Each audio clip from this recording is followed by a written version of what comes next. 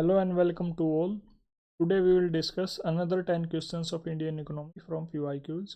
Our questions will be related to steel industry, agricultural schemes, monetary policy, inflation, international liquidity, then budget deficit, global hunger index report, payment banks and Uday scheme, and finally IFC masala bonds. Today our first question is, in India, the steel production industry requires the import of A. Saltpeter, B. Rock phosphate, C. Coking coal, D. all of the above. इस बारे में question frame हुआ है। Steel production industry जो है उसके लिए import किस चीज़ का होता है, यानी एक टाइप से रॉ मटेरियल क्या चाहिए होता है। This question can be asked covered in geography also, but we have covered it in economy section.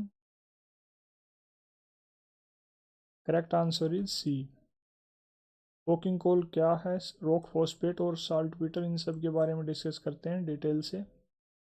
सबसे पहले देखते हैं स्टील मेकिंग। स्टील मेकिंग एक प्रोसेस है किस चीज़ की, स्टील बनाने की, from iron ore and scrap. इसमें क्या होता है कि जो इम्प्योरिटीज़ होती हैं आयरन ओर में, जैसे nitrogen, sulphur, phosphorus, silicon, excess carbon, उनको रिमूव कर दिया जाता है। और जो एलोइंग एलिमेंट है जैसे मैग्नीज, निकल, क्रोमियम, वेनेडियम, इन सब को ऐड कर दिया जाता है ताकि डिफरेंट ग्रेड्स ऑफ स्टील को बनाया जा सके। मेनली रॉ मटेरियल आयरन और कोकिंग कोल यूज़ होता है। कोकिंग कोल क्या है, इसको मेटलर्जिकल कोल भी बोलते हैं। ये एक टाइप है कोल की, या ग्रेड भी बोल सकते हैं कोल की, जिसका यूज़ होता है गुड क्वालिटी का कोक बनाने के लिए। कोक क्या है, कोक एक hard, grey and porous fuel है जिसमें हाई कार्बन कंटेंट होता है और बेहद कम इम्प्योरिटीज़ होती हैं। इसको एज ए फ्यूल यूज़ किया जाता है प्राइमरी स्टील बनाने के लिए। इसमें एस, मॉइस्चर, सल्फर और फॉस्फोरस का कंटेंट बेहद लो मात्रा में होता है। और इंडिया इसको mainly Canada, USA, Australia and Indonesia से इंपोर्ट करता है। After that there is another term mentioned in the option is saltpetre. इसको पोटेशियम नाइट्रेट भी बोलते हैं। ये एक नाइट्रोजन कंटेनिंग कंपाउंड है, या फिर ये एक मिनरल है जो नेचुरली पाया जाता है in the form of nitre या नाइट्रे। नाइटर या नाइट्रे क्या है, ये एक soft white highly soluble mineral है जो एरिड क्लाइमेट या फिर केव डिपॉजिट्स में पाया जाता है। नाइट्रोजन का नाम भी इसी के ऊपर रखा गया है। साल्टपीटर का यूज़ किस किस चीज़ में होता है, फर्टिलाइजर्स में, गन पाउडर में, फूड प्रिजर्वेटिव्स में, ट्री स्टम्प रिमूवल में, रॉक प्रोपेलेंट्स में, एंड फाइनली फायरवर्क्स में। After that is rock phosphate. इसको फॉस्फोराइट भी बोलते हैं। ये एक सेडिमेंट्री रॉक है जिसमें हाई अमाउंट में फॉस्फेट मिनरल होते हैं, and for example limestone and mudstone. इसका यूज़ फर्टिलाइजर्स में मेनली होता है। Coming to our next question, consider the following statements. Number 1, the Accelerated Irrigation Benefits Program was launched during 1996 to 97 to provide loan assistance to poor farmers. Number 2, the Command Area Development Program was launched in 1974 to 75 for the development of water use efficiency. Which of the statements given above is or are correct? 1 only, 2 only, both 1 and 2, neither 1 nor 2. So in this case only second statement is correct, that is B is the right answer.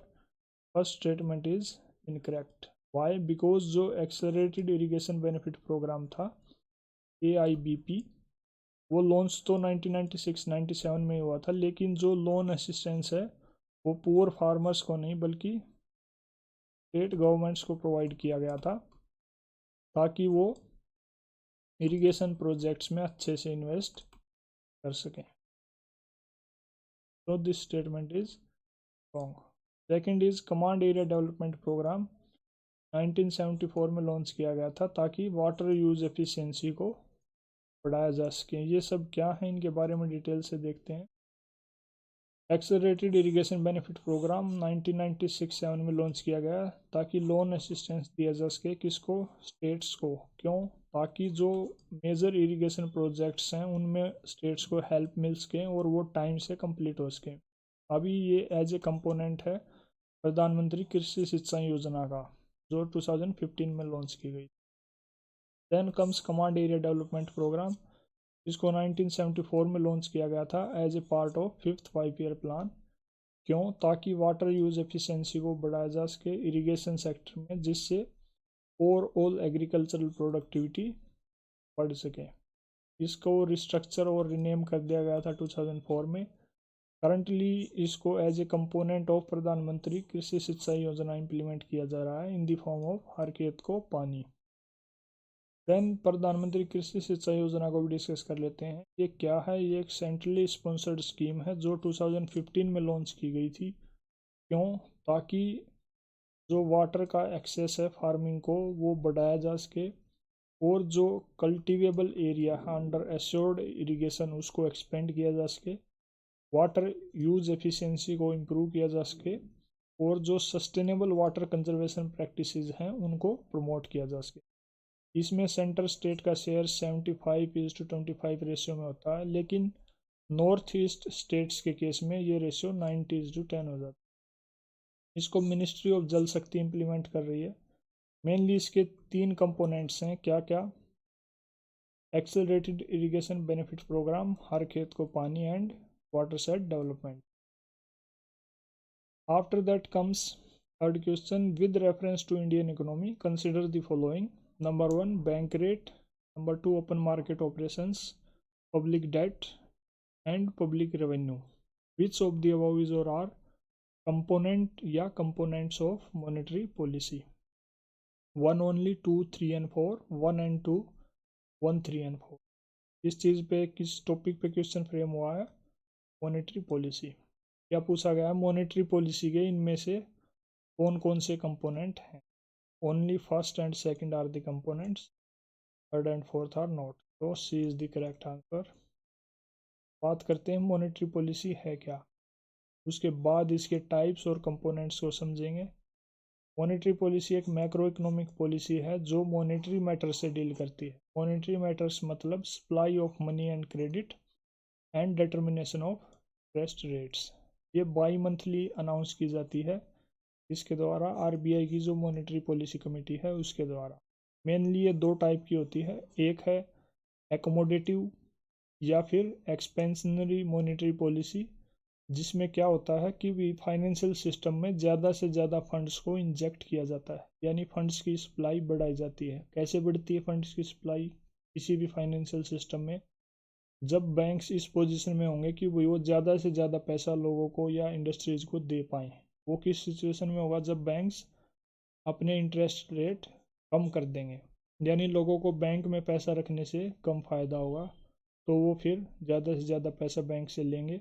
ज़्यादा से ज़्यादा पैसा bank से लेंगे तो money supply increase हो जाएगी, या फिर बोलें तो बोरोइंग बाय पीपल और इंडस्ट्रीज बढ़ जाएगी। उससे क्या होगा? जो कंजम्पशन और इन्वेस्टमेंट एक्सपेंडिचर है वो भी इंक्रीज हो जाएगा। सेकंड जो केस होता है वो है कॉन्ट्रैक्शनरी या फिर टाइट मॉनेटरी पॉलिसी। इसमें बिल्कुल रिवर्स सिचुएशन हो जाती है, जो एकोमोडेटिव या एक्सपेंशनरी की सिचुएशन है उसका बिल्कुल opposite. After that there are some tools और instruments which are used for monetary policy. वो क्या है? कुछ क्वांटिटेटिव टूल्स हैं जैसे cash reserve ratio, statutory liquidity ratio, repo rate, bank rate, reverse repo rate, long term repo rate, marginal standing facility, open market operations, liquidity adjustment facility, market stabilization scheme and standing deposit facility scheme. ये सब quantitative tools हैं monetary policy के। इसके अलावा कुछ qualitative tools हैं जैसे margin requirement, moral suasion, direct action, rationing of credit. ये सब टूल्स मॉनेटरी पॉलिसी के हैं जिनको यूज़ किया जाता है। क्वेश्चन में जो टर्म्स यूज हो रखी है वो है bank rate and open market operations. Bank rate क्या है? ये वो रेट ऑफ इंटरेस्ट है जिस पे आरबीआई फंड्स लैंड करता है किसको? Commercial banks. Then there are open market operations, ये क्या है, ये सेल एंड परचेज है किस चीज़ का, गवर्नमेंट सिक्योरिटीज़ का, किसके द्वारा, आरबीआई के द्वारा, कहाँ पे, ओपन मार्केट में, क्यों, ताकि जो लिक्विडिटी है उसको एडजस्ट किया जा सके। Then we will talk about monetary policy committee, ये 2016 में सेटअप की गई थी, क्यों, ताकि जो मॉनेटरी पॉलिसी है उसमें वैल्यू ऐड की जा सके और ट्रांसपेरेंसी इंश्योर की जा सके। ये यूजुअली साल में 4 बार कम से कम मिलती है, ज़्यादा भी मिल सकती है। इसके 6 मेंबर्स होते हैं, जो जिनमें से 3 आरबीआई द्वारा नॉमिनेटेड होते हैं और 3 मिनिस्ट्री ऑफ फाइनेंस द्वारा नॉमिनेटेड होते हैं। आरबीआई के जो गवर्नर हैं वो इसके एक्स ऑफिशियो चेयरमैन की तरह काम करते हैं और उनके पास कास्टिंग वोट भी होती है in case to break a tie.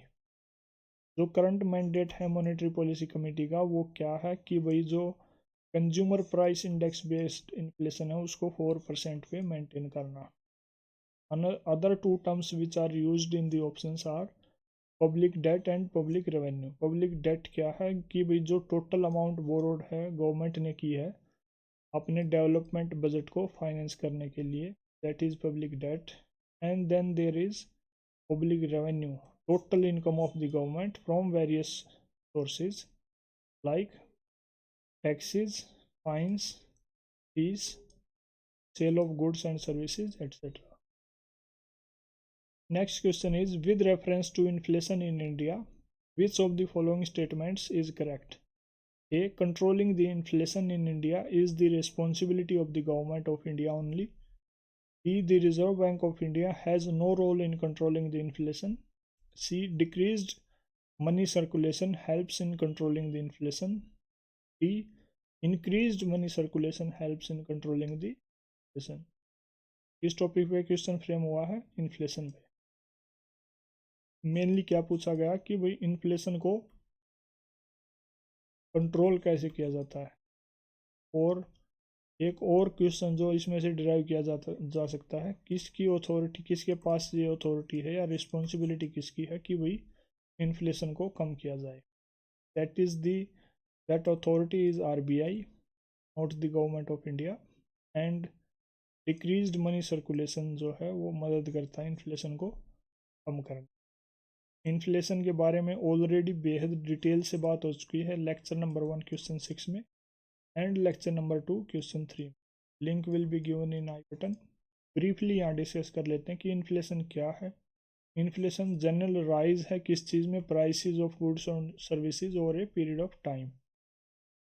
अगर मनी सर्कुलेशन कम होगा यानी जो बैंक्स हैं वो कम लैंडिंग करेंगे, यानी वो अपने इंटरेस्ट रेट बढ़ा देंगे, राइट। बैंक्स मनी लैंडिंग कम कैसे करेंगे, वो इंटरेस्ट रेट बढ़ा दें जिससे लोगों को बैंक में पैसा रखने में फ़ायदा हो, तो मनी सर्कुलेशन कम हो जाएगा। उससे क्या होगा, कंजम्पशन और इन्वेस्टमेंट डिक्लाइन हो जाएगा और जो डिमांड सप्लाई का इक्विलिब्रियम है जो पहले ब्रेक हो गया था जिसकी वजह से इन्फ्लेशन हुआ था वो दोबारा से रिस्टोर हो जाएगा। आरबीआई जो है वो मेन अथॉरिटी है इन्फ्लेशन को कंट्रोल करने के लिए। आरबीआई कैसे इन्फ्लेशन को कंट्रोल करती है, through various tools like bank rate, cash reserve ratio, statutory liquidity ratio, and RBI absorb excess liquidity from the market by way of realization. Then comes the problem of international liquidity is related to the non-availability of A. Goods and services, B. Gold and silver, C. Dollars and other hard currencies, D. Exportable surplus।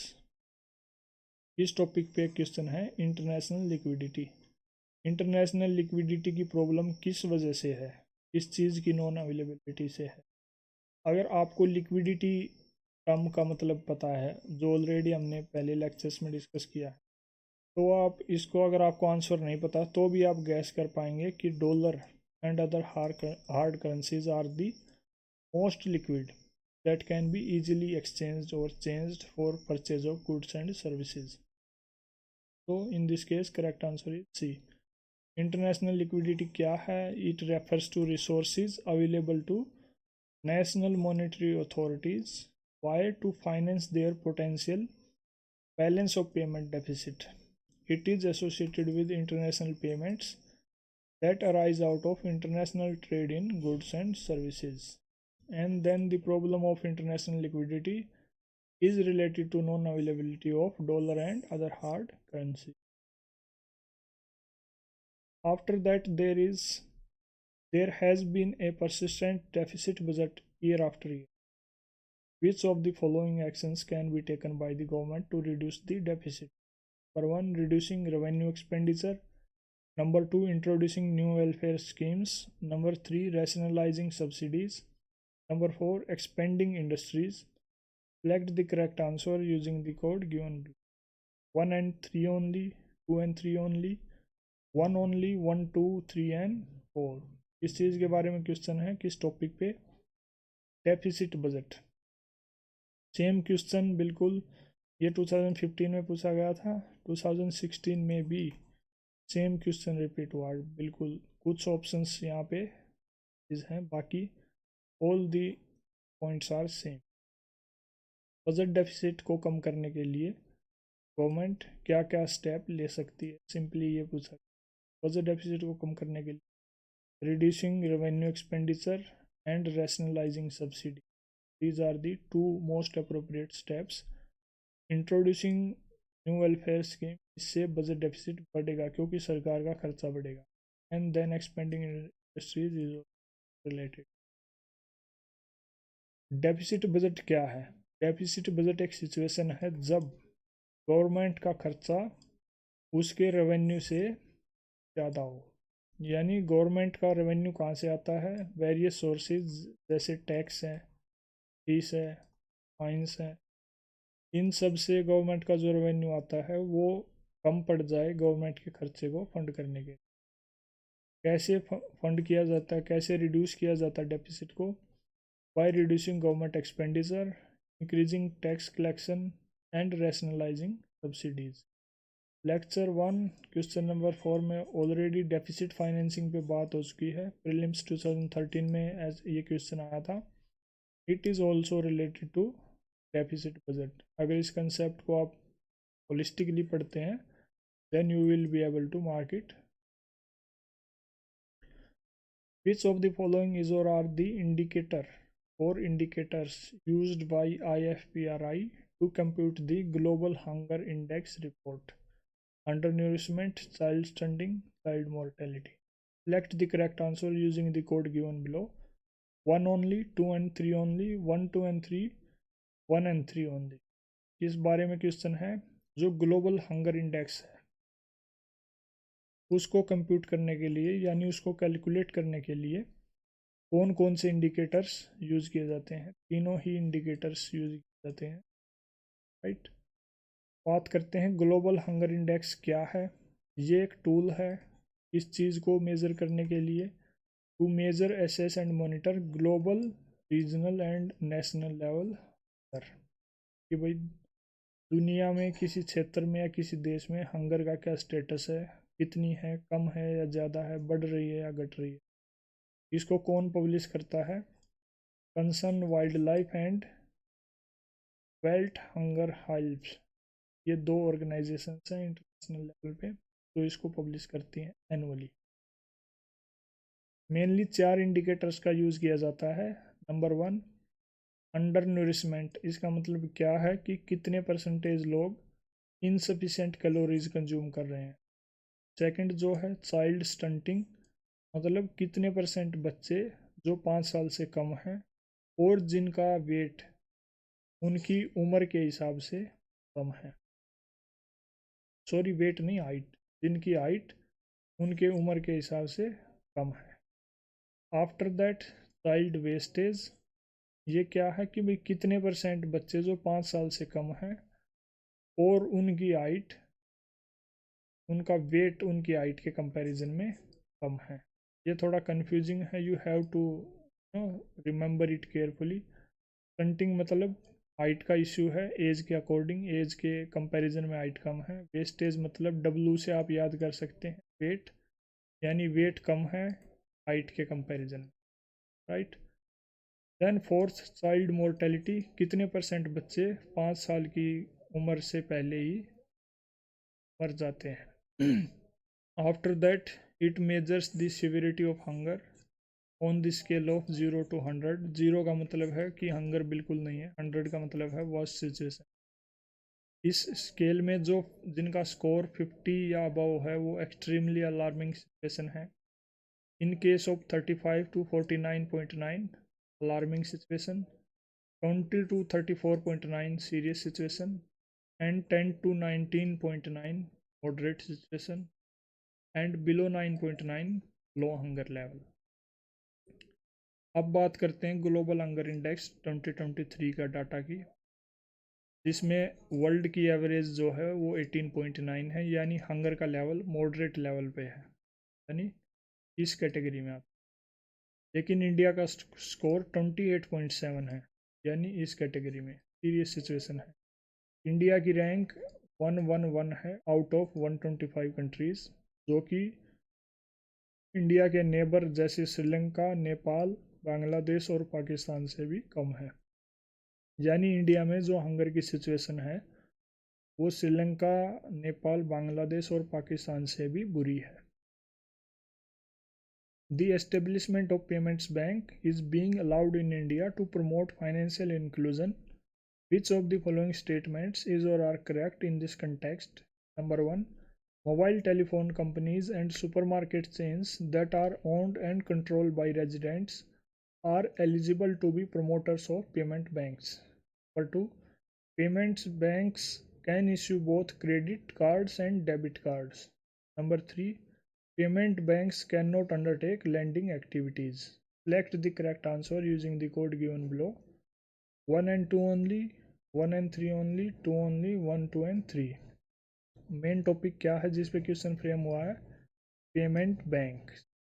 Payment banks क्या हैं, इनके बारे में detail से discuss करते हैं। ये बनाए गए थे फाइनेंशियल इंक्लूजन को प्रमोट करने के लिए, और इनमें कौन कौन प्रमोटर बन सकते हैं? ये सभी इनमें प्रमोटर बन सकते हैं। और इस बैंक के द्वारा लैंडिंग एक्टिविटीज़, यानी लैंडिंग एक्टिविटीज़ अलाउड नहीं। देन ये बैंक्स जो हैं क्रेडिट कार्ड इश्यू नहीं कर सकते, डेबिट या एटीएम कार्ड सिर्फ इश्यू कर सकते। तो this statement becomes wrong. Detail से बात करते हैं पेमेंट बैंक क्या है। ये एक डिस्टिंक्ट टाइप ऑफ बैंक हैं जो लिमिटेड बैंकिंग सर्विसेज या फंक्शंस परफॉर्म करते हैं। कौन से फंक्शंस? जो बैंकिंग रेगुलेशन एक्ट 1949 ने इनको अलाउड किए हैं। डॉक्टर नचिकेत मोर कमेटी की रिकमेंडेशन के बेसिस पे इन बैंक्स को सेटअप किया गया था। करंटली 6 पेमेंट बैंक्स इंडिया में: Airtel payment bank, Jio payment bank, Paytm, Indian post payment bank, NSDL and Fino. इनका क्या ऑब्जेक्टिव है? ताकि पेमेंट और फाइनेंशियल सर्विसेज को स्मॉल बिजनेसेस और लो इनकम हाउस होल्ड और जो माइग्रेंट लेबर वर्कफोर्स है उन तक पहुंचाया जा सके, उनको प्रोवाइड करवाया जा सके। क्या की फीचर्स हैं इनके? ये अदर बैंक्स की तरह ही होते हैं, लेकिन इनका जो स्केल ऑफ ऑपरेशन है वो बहुत स्मॉल होता है। ये डिपॉजिट एक्सेप्ट कर सकते हैं, लेकिन उसकी लिमिट 1 लाख पर कस्टमर है। एटीएम और डेबिट कार्ड इश्यू किए जा सकते हैं। क्या एक्टिविटीज़ अलाउड है इनको? कि भाई आप डिपॉजिट कलेक्ट कीजिए, लिमिट हमने ऑलरेडी बात कर ली। पेमेंट और रेमिटेंस सर्विसेज प्रोवाइड कीजिए। इंटरनेट बैंकिंग और एज ए बिजनेस कॉरस्पॉन्डेंट भी एक्ट कर सकते हैं अदर बैंक्स के लिए। फंड ट्रांसफ़र में, इंश्योरेंस और म्यूचुअल फंड को सेल करने में, ब्रांचेज और एटीएम सेटअप करने में, ये सब काम ये कर सकते हैं। क्या अलाउड नहीं है इन बैंक्स को? कि भाई ये मनी लैंड नहीं कर सकते, जैसा कि अपने ऑप्शंस के पॉइंट 3 में डिस्कस किया गया है। ये क्रेडिट कार्ड भी इशू नहीं कर सकते, ये एनआरआई से डिपॉजिट भी नहीं ले सकते, और एनबीएफसीज की जो सब्सिडरी है उनको सेटअप नहीं कर सकते। Then there are non bank PPIs, that is prepaid payment instrument, NBFCs, individuals, corporations, mobile phone companies, supermarket chains, real estate cooperatives, public sector entities और are all eligible to become promoters for payment. और key features क्या हैं? कि भाई इनको register किया जाना चाहिए as public limited company under companies act, and इनका जो लाइसेंस है वो बैंकिंग रेगुलेशन एक्ट के अंडर इश्यू किया जाएगा। These are governed by the provisions of banking regulation act 1949, RBI act 1934, foreign exchange management act and then payment and settlement systems act. इनको cash reserve ratio रखना must है। A minimum of 75% of its demand deposits must be invested in statutory liquidity ratio eligible government securities or treasury bills with maturities up to, for operational and liquidity management purposes, a maximum of 25% of current and time fixed deposits needs to be held with other scheduled commercial। Payment bank must have a minimum paid up capital कितना 100 crore. Minimum initial contribution to the paid up equity capital shall be at least 40% for the first 5 years from the commencement of its. Which one of the following is a purpose of UDAY, a scheme of the government providing technical and financial assistance to startup entrepreneurs in the field of renewable sources of energy, providing electricity to every household in the country by 2018, replacing the coal-based power plants with natural gas, nuclear, solar, wind and tidal power plants over a period of time, providing for financial turnaround and revival of power distribution companies। जो उदय scheme launch की थी government ने, उसका main purpose क्या था, इस बारे में क्वेश्चन है। सिंपल स्ट्रेट फॉरवर्ड क्वेश्चन है। अगर आपको उदय स्कीम के बारे में पता है तो you will be able to mark it right. इसका जो मेन पर्पस था वो जो फाइनेंशियल सिचुएशन थी डिस्कॉम्स की, जो पावर डिस्ट्रीब्यूशन कंपनी को जिनको डिस्कॉम बोलते हैं, उनको फाइनेंशियली इम्प्रूव करना। डिटेल से बात करते हैं ये क्या है। ये एक गवर्नमेंट की स्कीम है, 2015 में लॉन्च की गई मिनिस्ट्री ऑफ पावर के द्वारा। क्यों? ताकि जो डिस्कॉम्स हैं यानी पावर डिस्ट्रीब्यूटिंग कंपनीज हैं उनकी फाइनेंशियल और ऑपरेशनल सिचुएशन को इम्प्रूव किया जा सके और सभी को cost effective electricity supply ensure की जा सके। क्या की फीचर्स हैं इसके? इसमें सिर्फ स्टेट ओन्ड डिस्कॉम अप्लाई कर सकती हैं, ना कि privately owned right. It allows interested states, यानी ये स्टेट्स के लिए कंपलसरी नहीं है, स्टेट्स की मर्जी है कि अगर वो इस स्कीम में पार्ट लेना चाहें या ना लेना चाहें। जो स्टेट स्कीम में पार्ट लेना चाहती हैं अपनी डिस्कॉम की एफिशिएंसी को इम्प्रूव करने के लिए, वो गवर्नमेंट ऑफ इंडिया के साथ रजिस्टर कर सकती हैं और जो भी डिफाइंड प्रोसीजर है टाइमलाइन से उनको फॉलो कर सकती हैं। इसका मेन ऑब्जेक्टिव है डिस्कॉम्स की ऑपरेशनल एफिशिएंसी को इम्प्रूव करना। कैसे? स्मार्ट मीटर्स इंस्टॉल करके, ओल्ड इंफ्रास्ट्रक्चर को अपग्रेड करके और अवेयरनेस को स्प्रेड करके।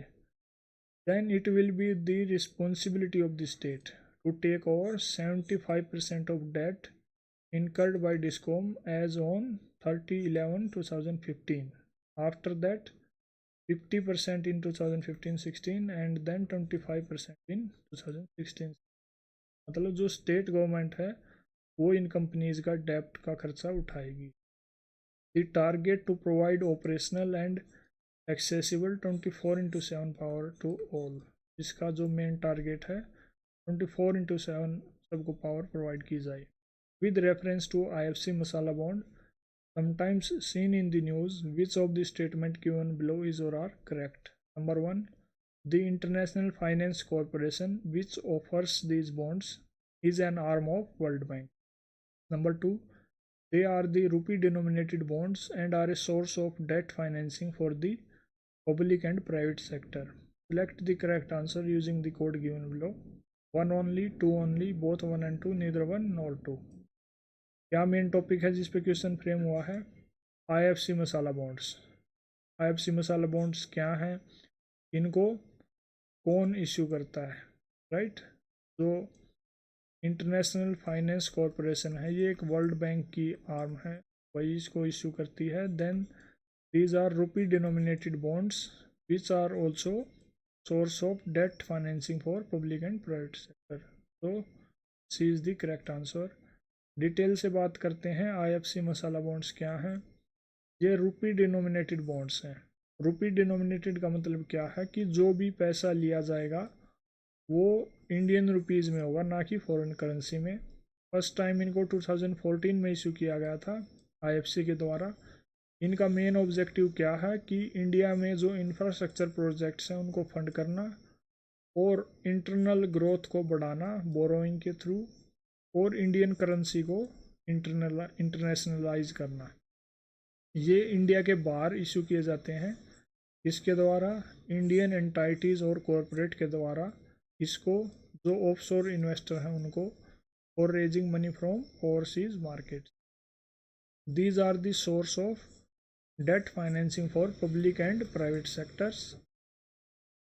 जो सब्सक्राइबर है इन बॉन्ड्स का वो सेल कर सकता है इन बॉन्ड्स को किसी भी थर्ड पार्टी को, डोमेस्टिक या offshore, but the proceeds from the issue cannot be used for real estate activities and capital market investment. Then there is exchange rate risk. जो एक्सचेंज रेट रिस्क है वो जो investor है वही बोरो करेगा, वही बोर्न करेगा, ना कि जो इशूअर है। इसका मतलब क्या है कि अगर इंडियन करेंसी की वैल्यू में गिरावट आती है तो जो नुकसान है वो इन्वेस्टर को ही उठाना पड़ेगा, ना कि जो जिसने वो बॉन्ड इशू किए हैं उसको। जो टर्म मसाला है उसका मतलब स्पाइसेस हैं। ये IFC ने ये टर्म यूज़ की थी ताकि इंडियन कल्चर को और इंडियन क्यूजाइंस को फॉरेन प्लेटफॉर्म्स पे प्रमोट किया जा सके। ये बॉन्ड्स फ़िलहाल लंदन स्टॉक एक्सचेंज में लिस्टेड हैं, और the housing development finance corporation India की पहली कंपनी थी जिसने इन बॉन्ड्स को वहाँ पे इशू किया था 2016 में। Then there is another additional point. IFC जो है वर्ल्ड बैंक ग्रुप की ऑर्गेनाइजेशन है। वर्ल्ड बैंक ग्रुप की मेनली 5 ऑर्गेनाइजेशंस हैं। First is International Finance Corporation, second is International Bank for Reconstruction and Development, third is International Development Association, fourth is Multilateral Investment Guarantee Agency, and finally there is International Center for Settlement of Investment Disputes. That is all in this video. Thank you.